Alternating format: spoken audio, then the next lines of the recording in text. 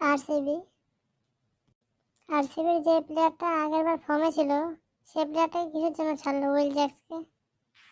Will Jacks যখনকার উঠছে অপশনে তখনকার আমরা মশা মারতেছিলাম, ওই জন্য নিতে পারি নাই। তাহলে কিভাবে কাপ জিতবি?